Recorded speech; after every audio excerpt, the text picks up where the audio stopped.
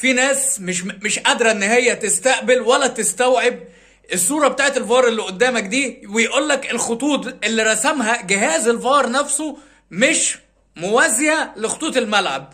تمام؟ فالناس قامت جايبه لك ايه بقى؟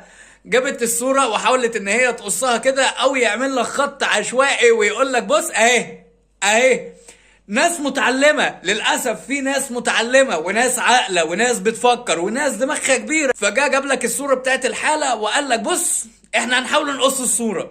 تمام؟ بص لما نيجي نقص الصورة في خط كده، تمام، اهو الخط ده اوف سايد. انت كراجل متعلم وكراجل يعني عندك شوية تفكير وعندك شوية مخ، ازاي يا جدعان؟ يا جدعان ازاي؟ يا عم احترم عقلك انت، ما تحترمش عقول حد، فاهم انت؟ احترم عقلك انت. هو انت ازاي جبتها كده يا ابن اللعيبه؟ يا ابن اللعيبه ازاي انت عايز تطلعها كده؟ وازاي عايزني اصدقك؟